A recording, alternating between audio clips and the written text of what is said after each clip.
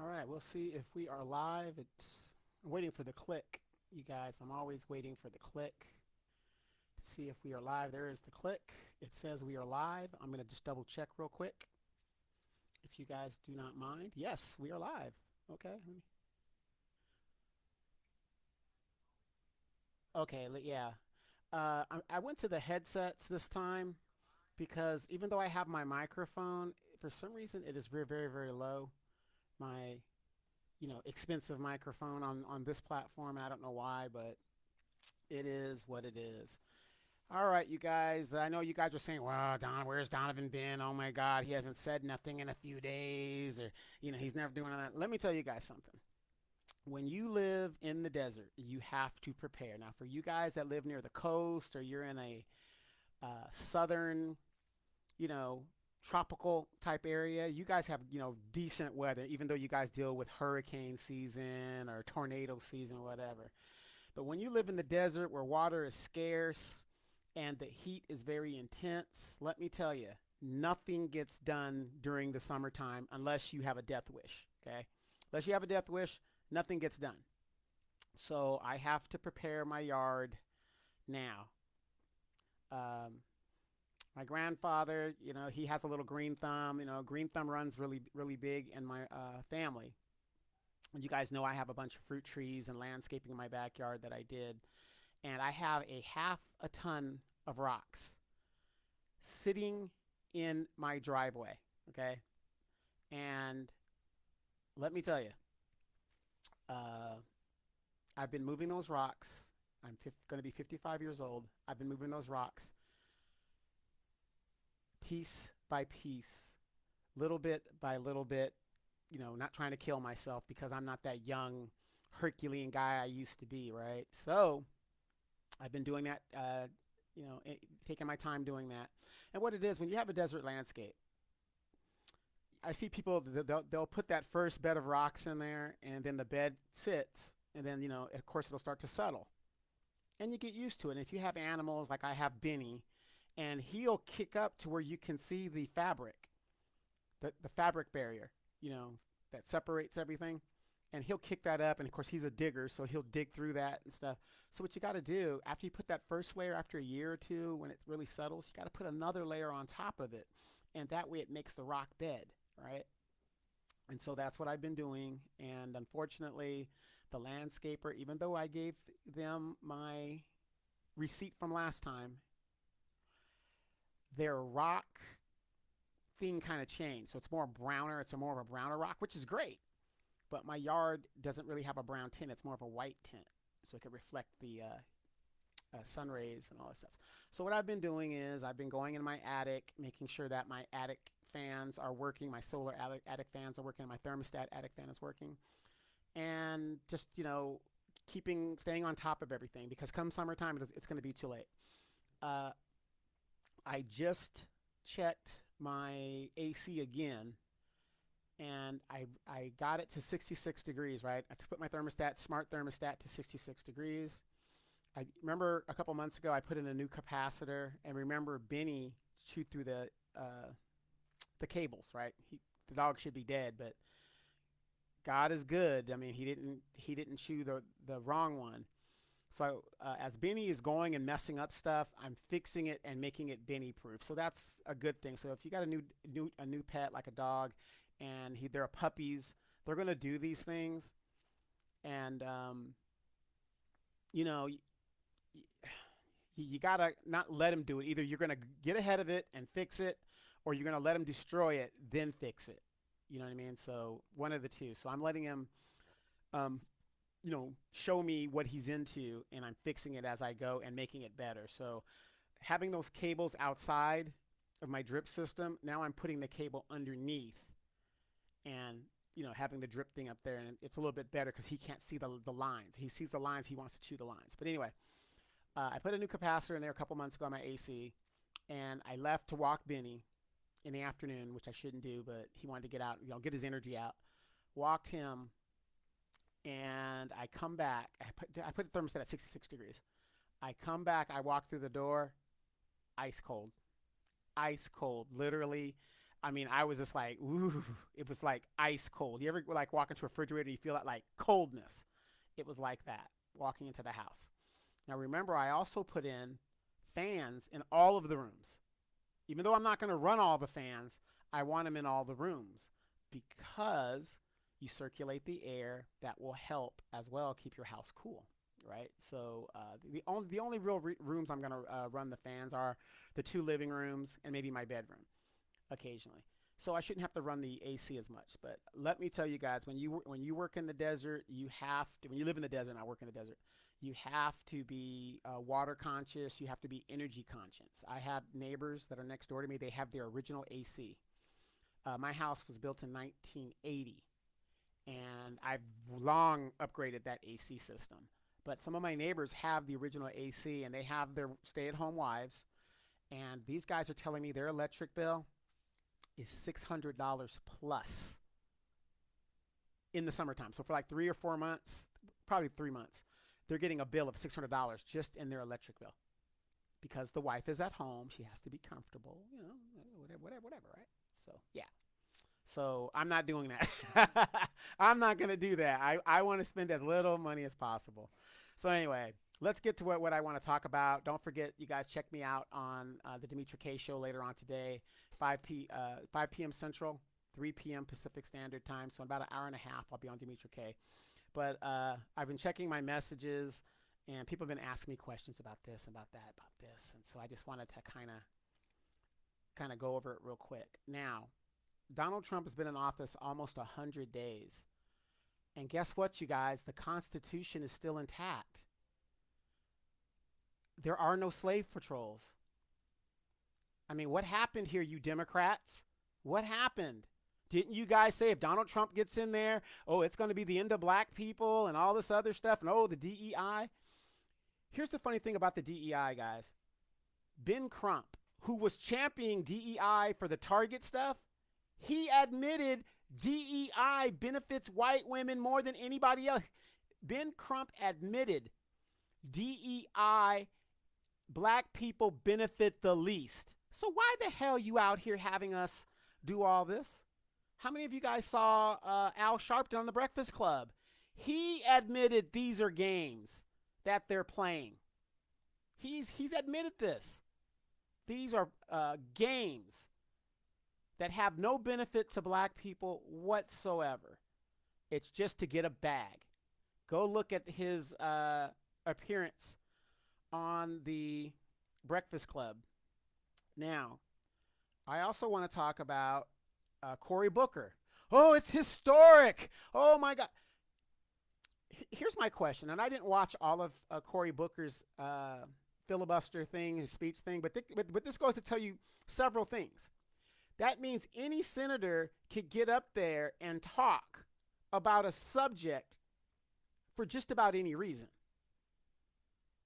Notice how the premise of the 25-hour whatever he was talking about was about how he's going to stop Donald Trump, and Donald Trump is such a threat to democracy and all this other stuff, right?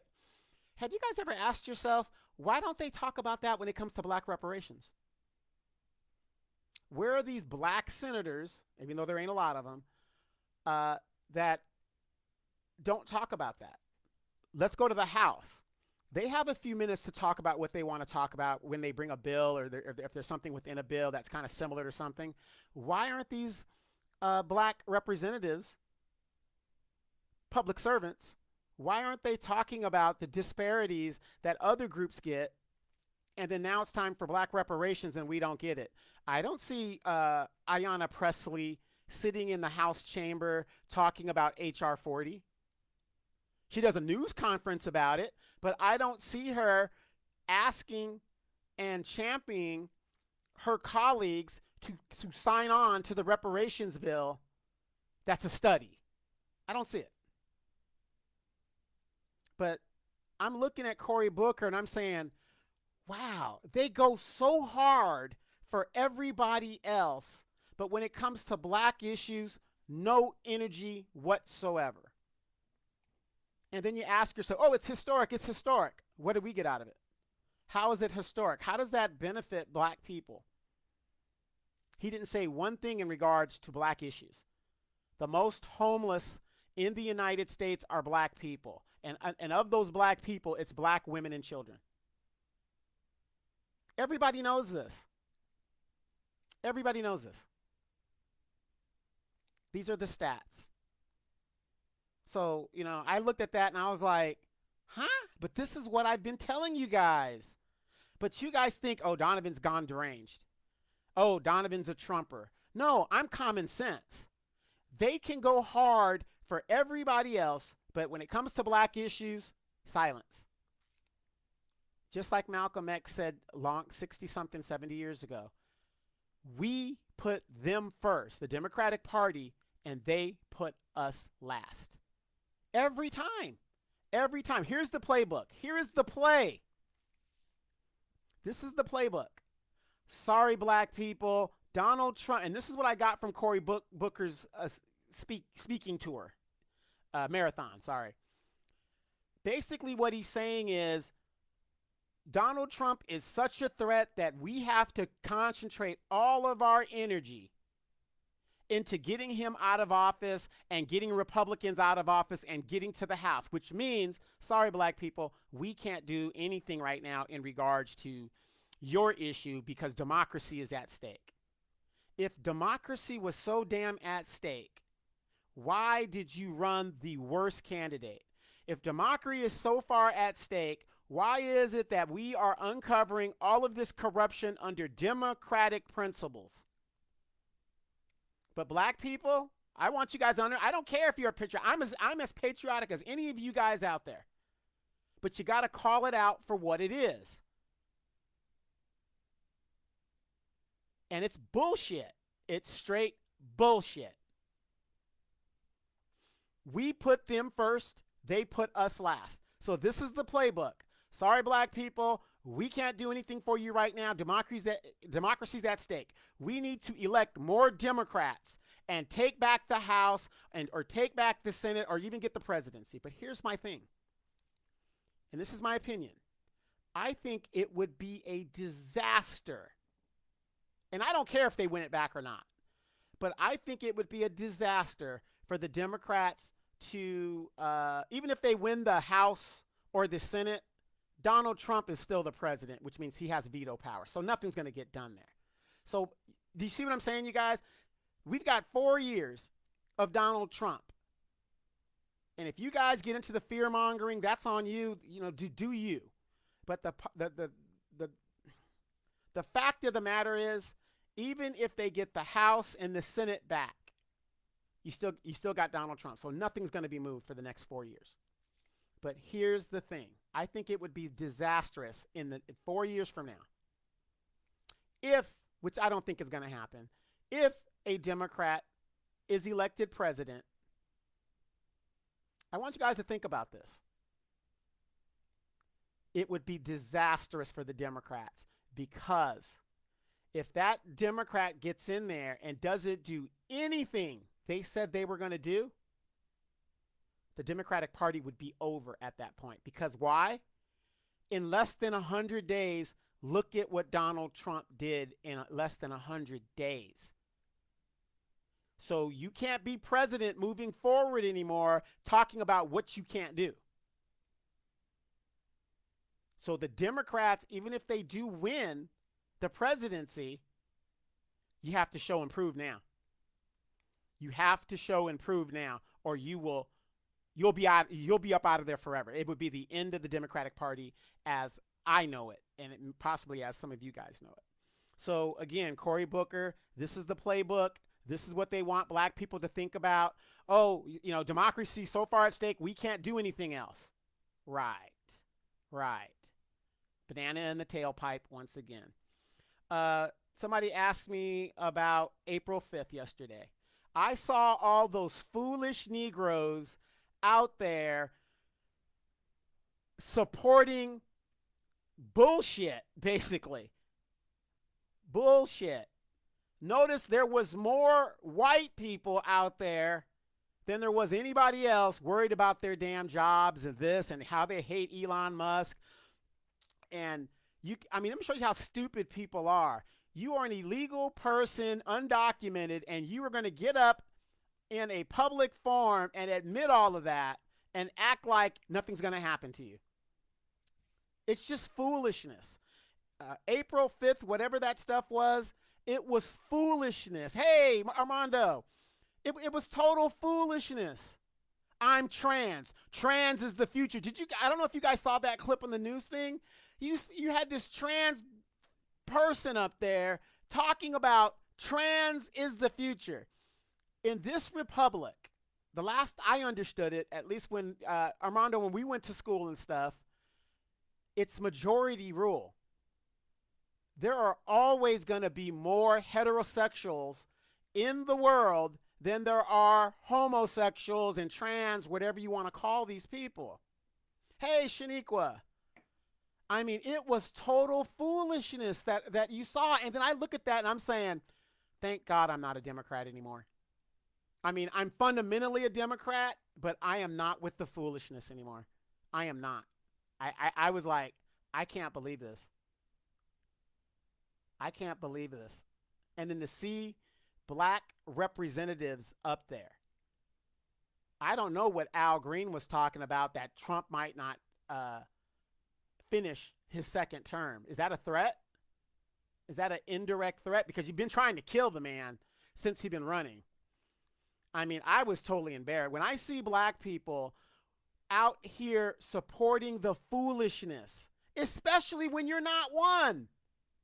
I have gay friends. I have feminazi friends. I have all types of people. And, you know, my thing is, please, what you do in your bedroom is what you do. I don't need to hear it. I don't need to see it. I don't need to see it. I just don't want to hear about it. Just like you don't want to hear, trust me, you don't want to hear about what I do in the bedroom. You don't want to hear about it.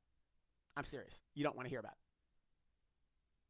You know, I want the chick to run around the house. I'm on the roof, and then I jump off at a certain, you know, when she's going around like track star, and I jump off on her face or something.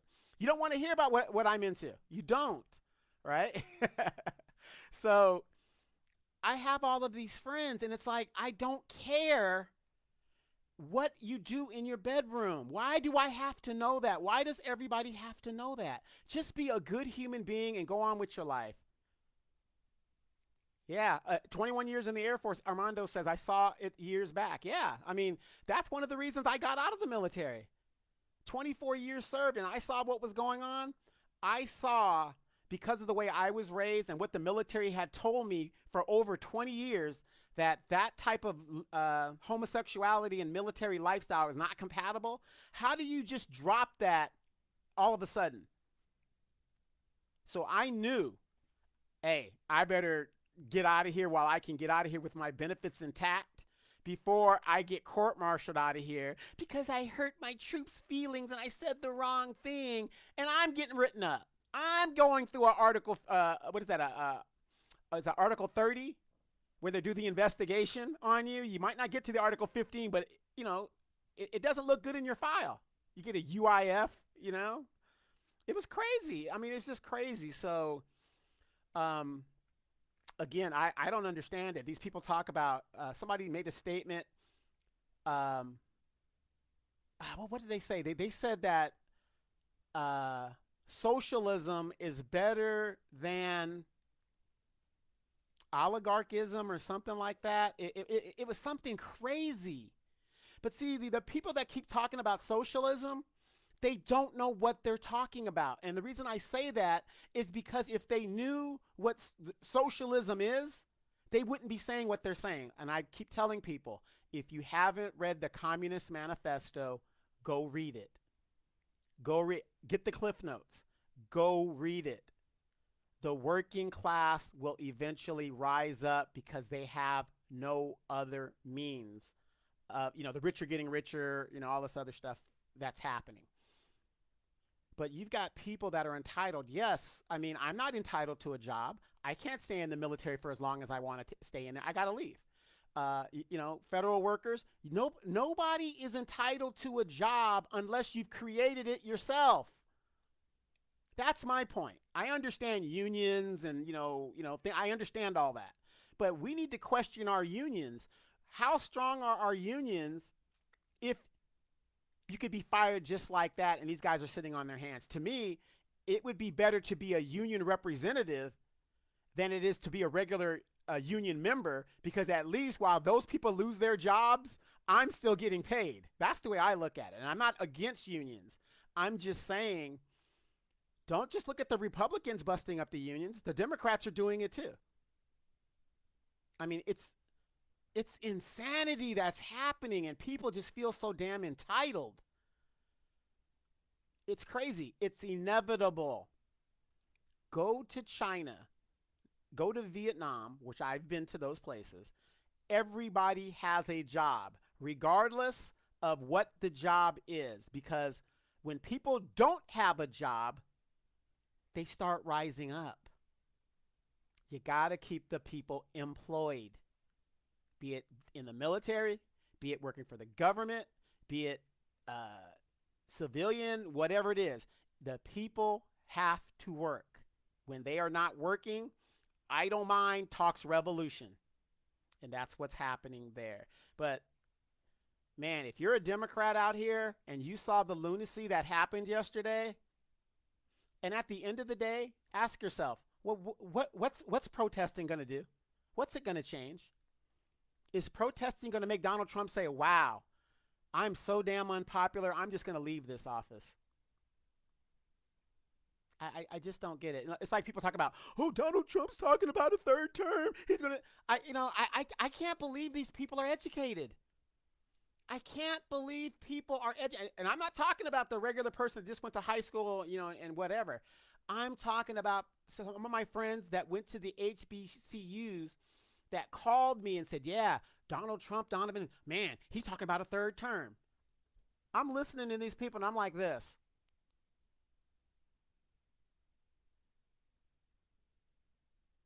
Are you serious? You're serious. Oh, it could happen. He could get in the third term. You do understand the Constitution, right? 12th Amendment. It specifically says what he can do and what he can't. He can only serve 2 terms. Oh, but see, Donovan, you don't know. See, Donovan, that's why you don't know politics. See, that's why I know you full of shit, Donovan. You don't know nothing. He could get in there. J.D. Vance could run for president, and Trump could be his vice president, and then J.D. Vance resigns, and then he could ascend to the presidency. Are you serious? So you mean to tell me a young guy like J.D. Vance, who gets elected president, and don't get me wrong, that has happened in the world. It happened under Putin. Remember that president? And Putin became prime minister, but the president was really a puppet of Putin, and then Putin came back, and now he's like this long-serving dictator. But that's another country. We're talking about the United States. Let's talk about the United States. I looked at this person, by the way, who's a teacher, math teacher, but still. I looked at this person and I said, 12th Amendment. If you have served as the president, you are ineligible to be the vice president. For Donald Trump, who is now in his, late 70s? For Donald Trump to be president, you would have to change the 12th Amendment, which calls for a ratification through the states. You have to get 3/4, whatever it is. I've got 2/3 of the states, whatever the deal, to ratify that. When was the last time the Constitution was drastically changed like that? Wasn't that the 18th Amendment, which is the abolition of the prohibition? It didn't happen overnight. It took a lot of court cases and stuff like it. It took a long time. By the time, even if that was the case, Donald Trump would be in his 90s. I never knew so many people had so much fear in their hearts. Shaniqua says, that's make him go more harder than anything. Yeah, they mad and he laughed at them. Yeah, I mean, it's just, but to see how many Negroes are out here with so much fear in their heart, I'm glad I'm seeing them, because I don't want those people around me when the shit hits the fan. Armando says, I feel a simple a college economics course will open their eyes. It opened up mine. You know what, Armando? My niece, who went to Spelman, is an economics major. That was the first thing, and I took economics in college as well, but not as, pronounced as she did. And I asked her about the tariffs, and she said, "Get the dip. Don't worry about the tariffs. Go and go buy your stocks on the dip." And I was like, "That's right," because I had forgot about that. If the economy starts tanking, those of us who saved our money, this is when you buy the stock. So the Tesla stock, that's $600 that you really couldn't really get, and if it goes to like 300, maybe let's say it's half, you get the stock at while it's low. Buy the dip. Economics major, right? But she said tariffs. She said the tariffs. She goes, yeah. She goes, if you look at it, it doesn't make sense. It's supposed to be tariffs are supposed really. It's supposed to be equal, right? Like right now, I'll give you a good example. China has a no. Is it no? Vietnam has a 90% tariff against American goods in their country. We have like a 25%. I think it's even lower than that. I think it's like a 15% tariff against Vietnam. Now, what's so important about Vietnam is Nike makes a lot of their shoes in Vietnam, right? So anyway, so that's the tie-in, right? So how is that fair? How is that a fair tariff? How is that fair? Now, when Donald Trump threatened to put higher tariffs to make it fair, because we've been, as American people, we've been getting ripped off, Vietnam says, we're going to work with you and maybe even go to zero tariffs for American goods. So from 90, basically keeping American goods out of their country, they're talking about going to zero. Makes sense to me, and I'm smart enough to know the economy doesn't turn around overnight. Oh, the economy's crashing, whatever. The man's been in office for 100 days. So why aren't you blaming Joe Biden for 4 years that opened the borders up and created an artificial economy by pumping billions and trillions of dollars to support these illegal migrants and giving billions of dollars to Ukraine? That created an artificial economy. We have never recovered from the pandemic. We've been in a recession since 2019 at least. But if you didn't, just like Armando said, if you didn't take an economics course, you wouldn't know all this. And it's so sad that so many Americans are so damn ignorant. Shaniqua said, that's true, Armando. They will look at it and still won't get it. Yeah, it's man. For those of us that get it, we get it, right?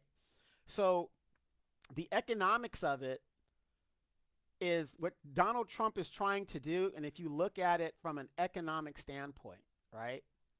Oh, oh my God, the tariffs. Guess what? That'll force you to buy American. If it's higher to buy Sony products here in the United States, what are you going to do? You're going to buy the Walmart brand. What's it called? Great value, whatever the thing is. You're going to do what you got to do. But you're going to be forced to buy American products. Most of our cars are manufactured. We get the parts from Mexico. The prices are going to be higher, yes. But guess what? Maybe Mexico will bring those jobs and factories back here to the United States.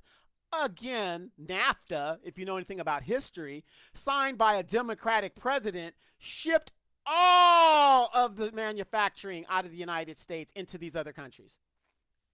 Thus, we are where we're at today. And from what I see, what Donald Trump is trying to do, and I'm not a Trump supporter, I look at the economics of it.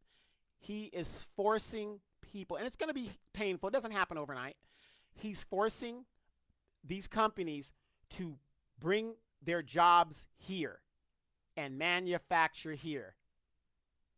That's what he's doing, which would create more American jobs. Hopefully. Because we know what's that Visa 7, whatever. You want to bring in those other workers into the country to work these little anyway. But the point is, it's going to force Americans to buy American.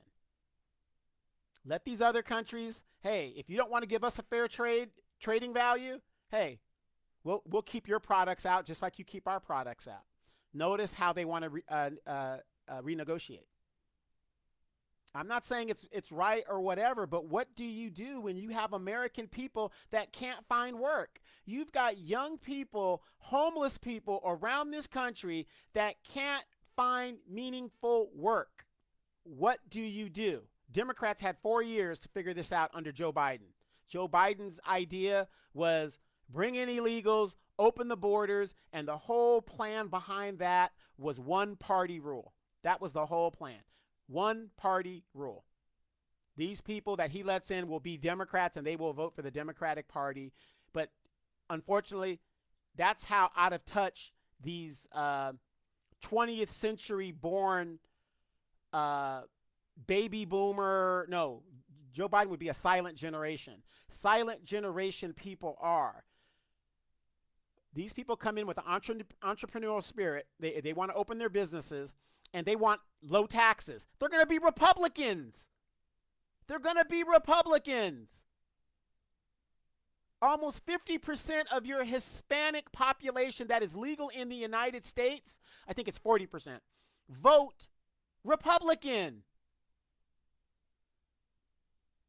Man, it's just crazy. Armando says, you see all the other countries riding the tariffs. They're looking really nice. We should be at the same level. Comment, Armando, man, it's common sense. I don't understand why people are out there protesting against what's better for them. When I went to Vietnam, it's the 6th fastest growing country in Asia.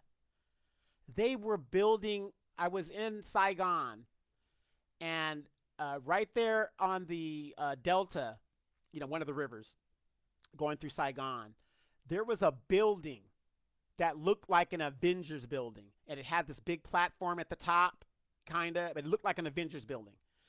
These people are building. Asia, China, building. The Philippines, oh my God, the Philippines, go to Cebu. Go down to downtown Manila. Oh my God. What have we built here in the United States in the last 60 years? If you had to tell somebody, come to the United States, what have we built here in the last 60 years? I'm talking about like a world wonder. Nothing. The 9/11 Memorial. I think that's, I'll be fair. The 9/11 Memorial was the last thing that we built, and nobody wants to see that. Nobody gives a damn about that. That's not like a tourist attraction. My buddy Bruce says you all going to be broke ass serfs very soon. Yeah. See, now for those of you guys that are watching, Bruce was one of the smart ones, and he took his stuff and adiosed, and he's living good in Mexico. Yeah, crappy housing tracts. Yeah, think about it, Bruce. They're building these homes, these $800,000 homes that fall apart within 5 years. There's no real wood in them. That's why you have Home Depot and Lowe's. There was no such thing as, you had an Ace Hardware, a mom and pop hardware store, but houses were made to last.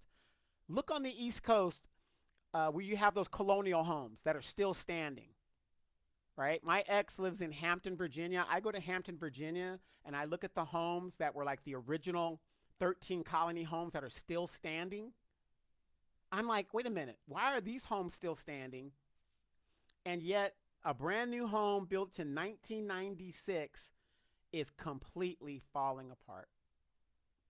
Nope. I don't know. Maybe I just see things through a different lens. Remember in the movie They Live, John Carpenter's They Live? Remember when the guy would wear the glasses and he could see what the aliens are actually saying, and you could see the alien and for what the... That's what I think it is when the light bulb switched on in my head about the Democratic Party and the Republican Party. It was like, wait a minute, this doesn't make sense. All this money's going here. Doge is finding all of this. I can't go to these countries and say, I want your resources. Yeah, I'm here illegally. Uh, Deal with me. They'll deal with me, all right, throw my ass in jail. But here, you come here, oh, we'll give you a house, we'll give you food, we'll give. No, what is this lunacy? What? It's unbelievable. It's unbelievable.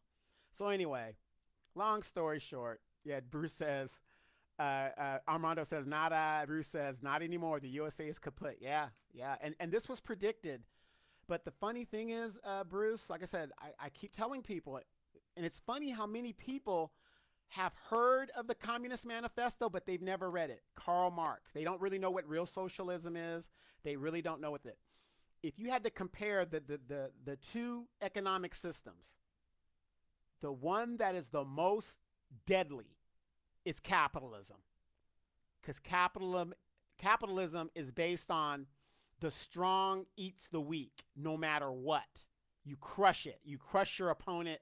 Doesn't matter. Where socialism is more of a weaker form of it. Everybody shares, kumbaya. And it's amazing at all these people that are talking about trans and everybody being kumbaya and loving each other no matter what they are.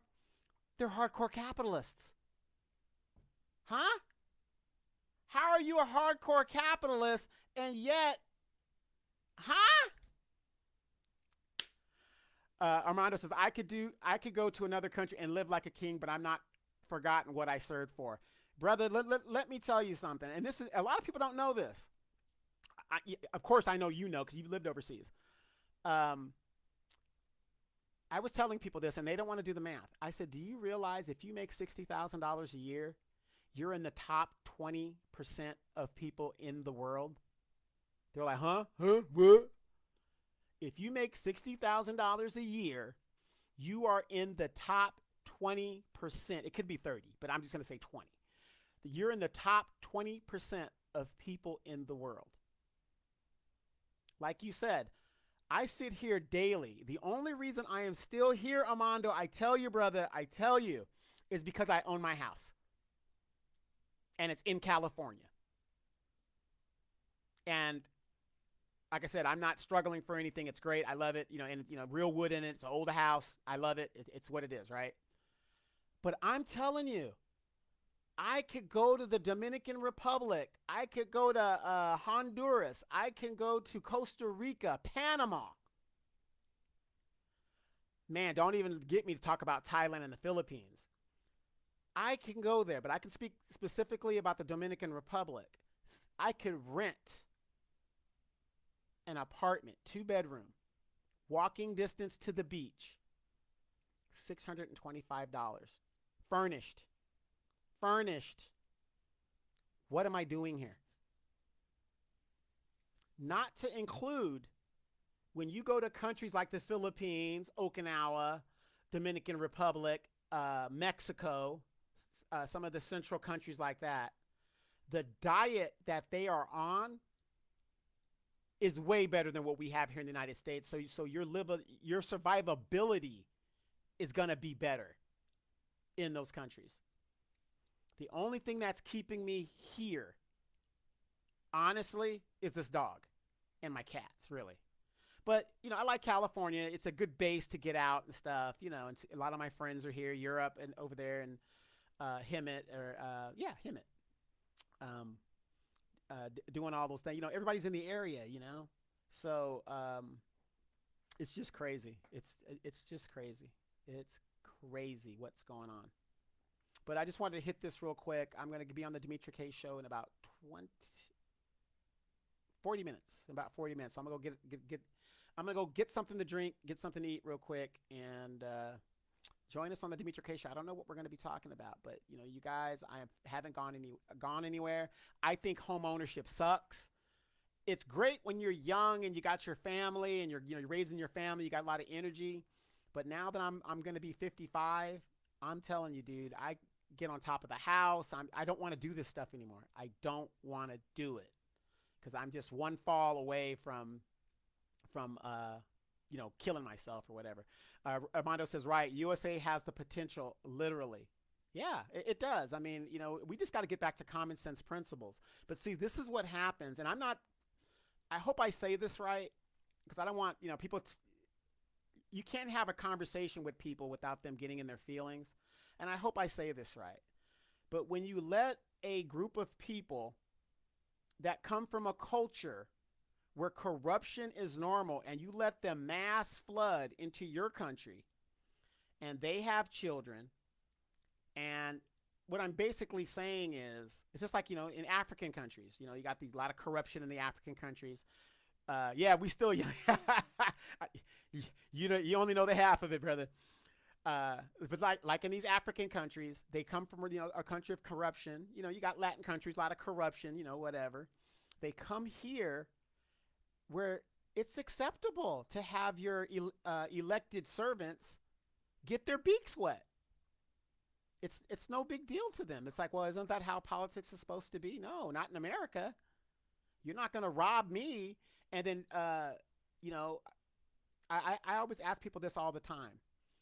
If I purchased a house and I paid for the house, is the house really mine if the government could come in and take it because I didn't pay the property tax? So when am I actually going to own what I own? But see, nobody thinks about these type of things. Why is it that if I have children out of the school system that I'm still paying into the school system? I don't have any children there. And then the school system's failing. It's crazy. We are living in crazy times. I'm not a religious zealot, but man, only God's going to solve these problems, and Jesus is right around the corner. All right, you guys, thanks for tuning in, listening to me rant. Join me at 3 o'clock, Dimitri K Show. I don't know what we're going to talk about, but we're going to talk about something. But again, if you watched what happened yesterday, lunacy, absolute lunacy. Trans is the future. That's what that idiot on the stage said. Trans is the future. Really? Really? I don't know if the person took biology, but if a man and a man and a woman, they can't procreate. So basically, how is it the future if you're really destroying procreating? You can't procreate with them. Two men can't procreate. Two women can't procreate. Crazy. Crazy. I need to get out of this country. Go visit Bruce down in Mexico. Go visit my friends overseas for at least a couple months. Just to recharge and get out of there and deal with the beautiful women. Anyway, and stuff like that. Okay, I'll see you guys in a little bit. Great conversation.